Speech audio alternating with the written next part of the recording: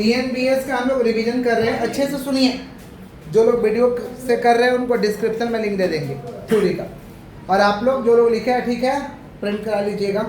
अच्छे सुनिए, सबसे पहला हम लोग का एनवायरमेंटल स्टडी। एनवायरमेंटल स्टडीज किसको कहते हैं सुनिएगा ध्यान से।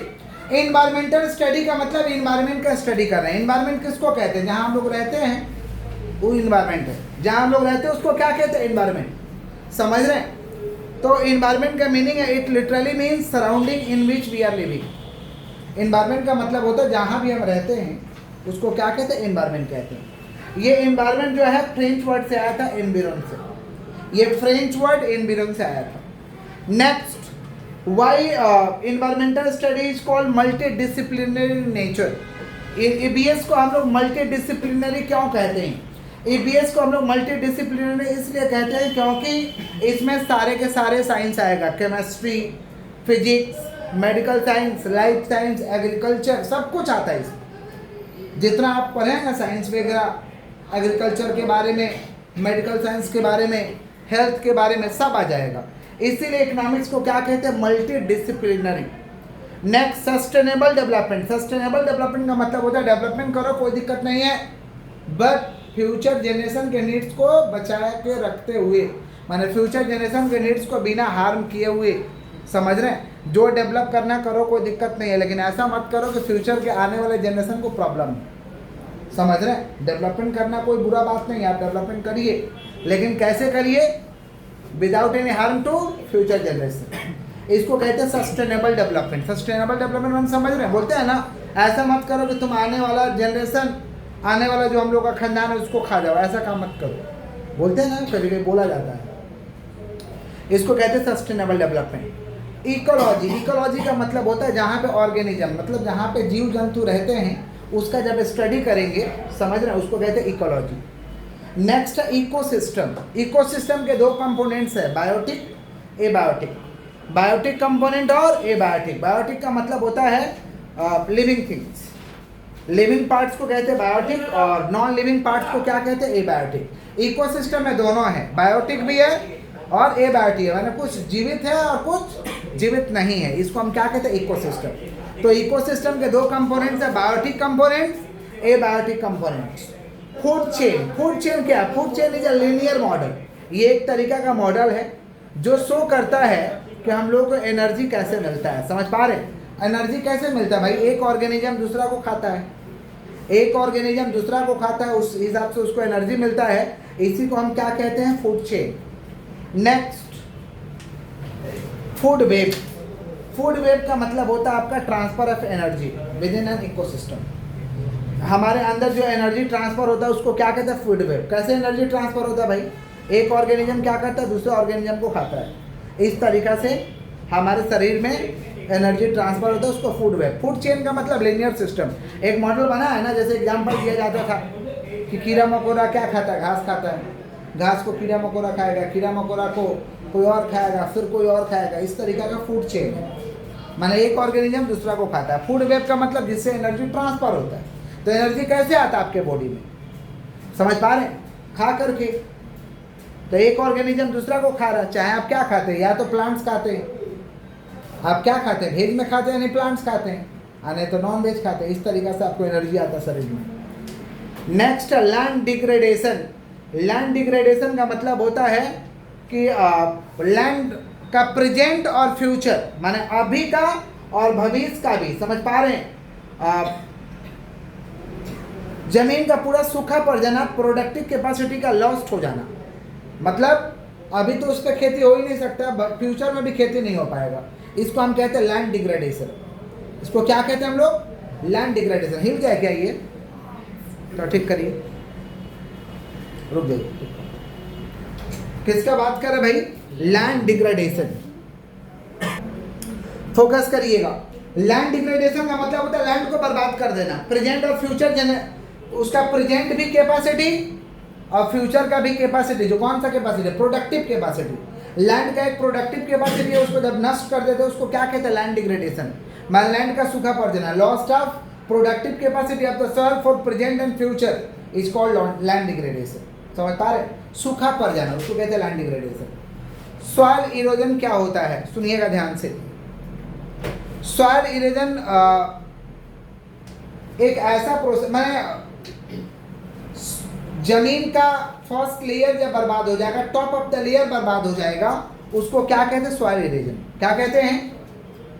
अच्छा, सॉइल इरोजन को ठीक किया जा सकता है, इसको ठीक किया जा सकता है। जैसे मान लो ऊपर का लेयर खराब होगा तो कट करवा दो, फिर जमीन आपका ठीक हो जाएगा। इसको क्या कहते हैं, सॉइल इरोजन। डिफॉरेस्टेशन का मतलब होता है जंगल को काट करके, जो भी पेड़ पौधा है उसको काट करके खेत बना दिए, या तो रहने का घर बना दिए, या तो शहर बसा दिए, इसको हम कहते हैं डिफॉरेस्टेशन।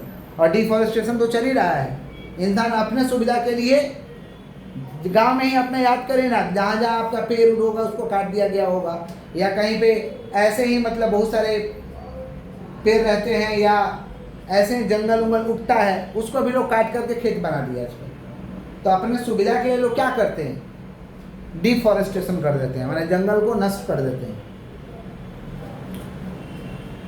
उसके बाद में conventional sources of energy. Conventional sources of energy का मतलब होता है ऐसा एनर्जी जो नॉन रिन्यूएबल है, जैसे कोयला, पेट्रोलियम, एक बार नष्ट हो गया तो उसको दोबारा बना नहीं सकते हैं, इसको कहते हैं conventional sources of energy. Non renewable sources of energy को कहते हैं conventional sources of energy.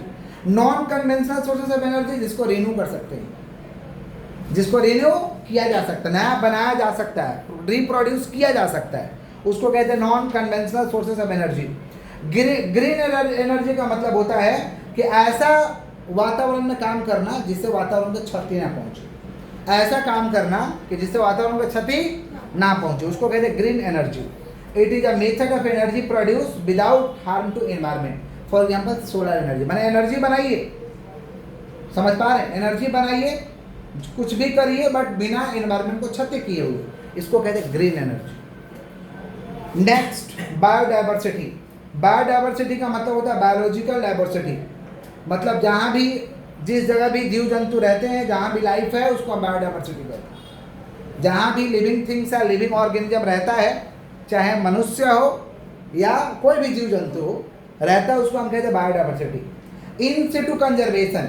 In Situ conservation का मतलब होता है जो लोग जहाँ निवास करते हैं उसी अपना निवास स्थल पर निवास कर रहे हैं, मतलब अपने नेचुरल हैबिटेट में जो लोग अपना निवास कर रहे हैं उसको कहते हैं इन सिटू कंजर्वेशन। जैसे मान लो कुछ आपके साथ रहते हैं एनिमल्स, जिसको हम क्या कहते हैं, डोमेस्टिक एनिमल। जैसे आपके साथ एनिमल कौन रहता है, डॉग, काऊ, कैट, समझ पा रहे हैं, ये लोग आपके साथ रहते हैं, समझ रहे हैं क्या बोल रहे हैं, इनका नेचुरल हैबिटेट यही है।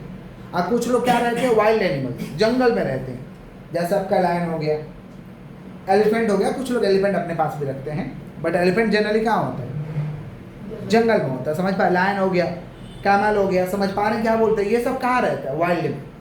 तो जो जंगल में निवास करते हैं अपना जंगल में रह रहे हैं, जो हम लोग के साथ निवास करते हैं हम लोग के साथ रह रहे हैं, इसको कहते हैं इन सिटू कंजर्वेशन। इन सिटू क्या, वो अपने नेचुरल हैबिटेट में है। और एक्स सिटू कंजर्वेशन का मतलब हुआ कि जैसे लायन को पकड़ के चिड़ियाखाना बंद करके रखे हैं, वहीं खिलाते हैं, लोगों को दिखाते हैं, समझ रहे क्या बोल रहे हैं। ऐसे बहुत सारे पशु पक्षी को, पशु पक्षी तो उड़ता है, उसको हम कहाँ रख दिए हैं, चिड़ियाखाना में रख दिए हैं दिखाने के लिए, माने उसका नेचुरल हैबिटेट को छीन लिए हैं, इसको हम कहते हैं एक्स सिटू कंजर्वेशन। इन सिटू माने जिसका जो नेचुरल हैबिटेट है, सुन रहे हैं आप, जिसका जो नेचुरल हैबिटेट है उसको वहीं पे छोड़ दिए, इसको कहते हैं इन सिटू। और एक्स सिटू का मतलब नेचुरल हैबिटेट को छीन लेना। Protected area network. Protected area network का मतलब होता है सरकार कुछ ऐसा नियम बनाया है कि आपको ये चीज़ नहीं करना है, वो आपको नहीं करना है। जैसे पेड़ का आप कटाई नहीं कर सकते, सरकार को मालूम चलेगा तो आपको सरकार रोकेगा, इसको कहते हैं protected area network. Protected area, तो इन्वायरमेंट को बचाने के लिए सरकार बहुत सारा नियम बनाया है, वो अगर नियम के आप खिलाफ जाइएगा तो आपको सरकार रोकेगा, आप पे केस भी हो सकता है, इसको कहते हैं protected area network. Marine ecosystem. Marine ecosystem का मतलब सॉल्ट वाटर में जो रहता है, सॉल्टेड वाटर में जो लोग भी रहते हैं उसको मरीन इकोसिस्टम कहते हैं। जैसे ओशियन में रहना, समझ पा रहे, माने समुद्र में रहना, समुद्र में तो सॉल्टेड वाटर मिलता है। एक्वेटिक इकोसिस्टम, जो जल में रहता है, समझ पा रहे, एक्वेटिक इकोसिस्टम जो जल में रहेगा, जल में वास करेगा, उसको हम क्या कहते हैं, एक्वेटिक इकोसिस्टम, जिसका लाइफ जल में ही हो सकता है। जैसे मछली, मछली जल की रानी है, मतलब वो पानी में ही रहेगा तो जिएगा, बाहर आएगा तो मर जाएगा। अच्छा, उसके बाद हैबिटेट। हैबिटेट का मतलब जो लोग जहाँ निवास करते हैं, निवास स्थल को क्या कहता है? हैबिटेट। निवास स्थल को क्या कहते हैं? Habitat. Fresh water ecosystem. Fresh water ecosystem किसका होता है? लेक का होता है। लेक्स माने झील वगैरह, रिवर का होता है, पॉन्ड का होता है, वेटलैंड्स का होता है, ये सब फ्रेश वाटर इकोसिस्टम है। माने यहाँ पे सॉल्ट का मात्रा कम होता है, सॉल्ट का मात्रा कम होता है। नेक्स्ट कंज्यूमर लिखवाए थे। कंज्यूमर का मतलब क्या? ऐसा ऑर्गेनिज्म जो एनर्जी को ऑब्टेन करता है, ऐसा ऑर्गेनिज्म, ऐसा जीवित चीज जो एनर्जी को क्या करता है? ऑब्टेन करता है और एनर्जी को लेता है, उसको क्या कहते हैं? कंज्यूमर। फ्लड्स का मतलब क्या होता है भाई? बाहर आ गया। फ्लड्स का मतलब क्यों बाहर आ जाएगा? माने सूखा जगह पे पानी आ जाए, सूखा जगह पे पानी आ जाएगा, उसको फ्लड कहते हैं। क्यों होगा ऐसा? हेवी रेनफॉल, बारिश ज़्यादा हो गया, या स्नो मेल्ट हो गया, या समझ पा रहे हैं, स्टॉर्म आ गया, या डैम फेल हो गया, डैम कहीं से बांध वगैरह टूट गया, उसके कारण पानी आ गया, इसको हम कहते हैं फ्लड्स। ड्राफ्ट। ड्राफ्ट का मतलब क्या होता है भाई? सूखा पड़ जाना। ड्राफ्ट का मतलब क्या होता है? सूखा पड़ जाना। समझ पा रहे हैं? पानी का कमी हो जाना, चारों तरफ सूखा हो जाना। समझ पा रहे हैं? पानी के लिए एकदम अकाल हो जाएगा, उसको हम कहते हैं ड्राफ्ट, सूखा पड़ जाना। Green energy. ग्रीन एनर्जी तो आगे ही बोल दिए, ये ऐसा एनर्जी है जो एनवायरनमेंट को हार्म नहीं करता है और इसको दोबारा भी बना सकते हैं। Gene bank. जीन बैंक का मतलब होता है सीड्स, बीज डाल के जो खेती करते हैं उसको जीन बैंक कहते हैं। जैसे गेहूं का खेती कैसे होता है? जीन बैंक के जरिए। मक्का का खेती कैसे होता है? जीन बैंक के जरिए।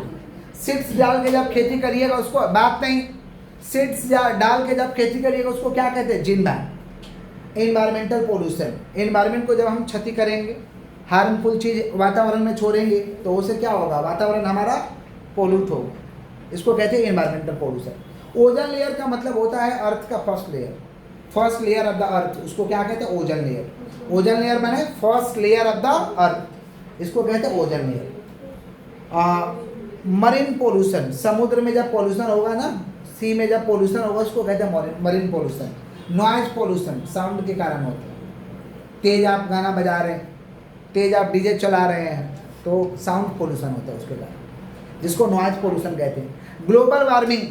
हम लोग के कारण, बात नहीं, हम लोग के कारण अर्थ का सरफेस क्या हो जाता है? गर्म हो जाता है, वातावरण गर्म हो जाता है, इसको क्या कहते हैं? Global warming. हम लोग ऐसा क्या करते हैं? हम लोग ऐसा क्या कर देते हैं? आग लगाना अननेसेसरी, जैसे आग लगा देना, एसी चलाना, सब गाड़ी के जरिए हम लोग धुआं छोड़ते हैं, फैक्ट्री से धुआं छोड़ते हैं, इसके कारण हमारे देश में ग्लोबल वार्मिंग फैलता है। और ग्लोबल वार्मिंग के कारण तो बहुत गर्मी लगता है गर्मी के दिनों में। बात नहीं करिए क्लाइमेट चेंज का। हाँ, नॉइज पोल्यूशन कैसे होता है?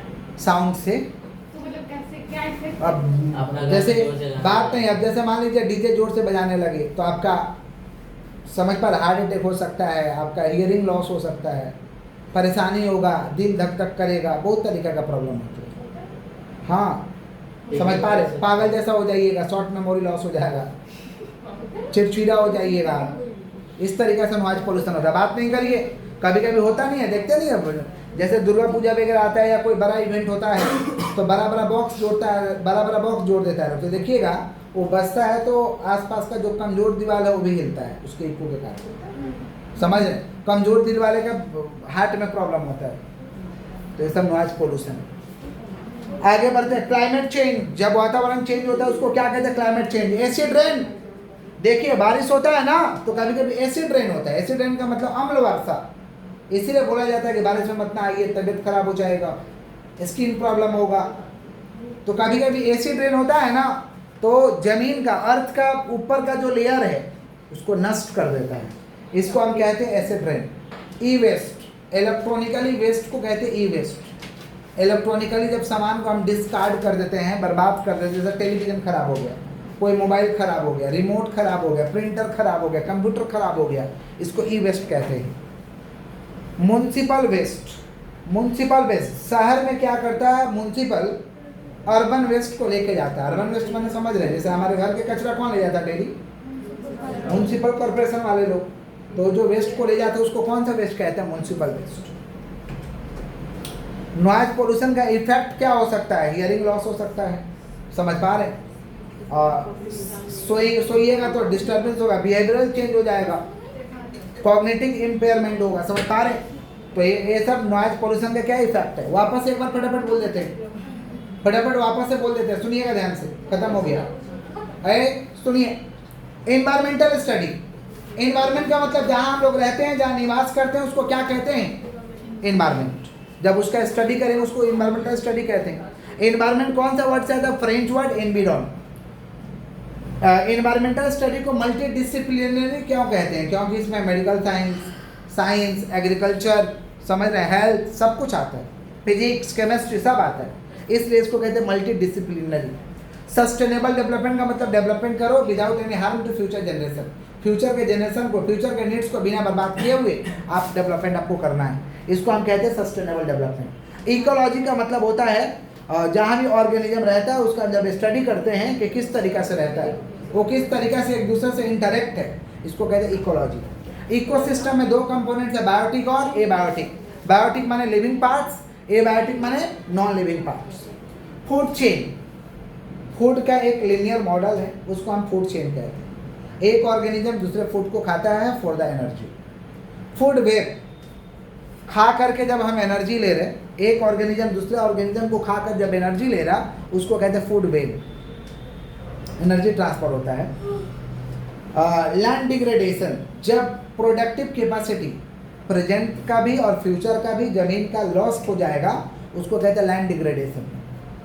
सॉइल इरोजन, जब जमीन का फर्स्ट लेयर खत्म हो जाएगा, या तो अपने आप या तो किसी कारण से, उसको हम कहते हैं सॉइल इरोजन। और डेजर्टिफिकेशन, सुनिएगा ध्यान से, डेजर्टिफिकेशन का मतलब होता है कि कभी कभी क्या होता है कि जमीन का अपने आप, समझ पा रहे हैं, फर्टिलिटी कैपेसिटी लॉस्ट हो जाता है, उसको माने जमीन में जो खेती होना चाहिए वो कैपेसिटी अपने आप लॉस्ट हो जाता है, उसको हम कहते हैं डेजर्टिफिकेशन। डिफॉरेस्टेशन का मतलब होता है कि जंगल को काट करके क्या बनाना, घर बनाना, खेत बना लेना, जंगल का कटाई करना, इसको कहते हैं deforestation. Conventional sources of energy मतलब non renewable sources of energy, मैंने ऐसा एनर्जी जिसको दोबारा बना नहीं सकते। और non conventional sources of energy मैंने ऐसा एनर्जी जिसको दोबारा बना सकते हैं।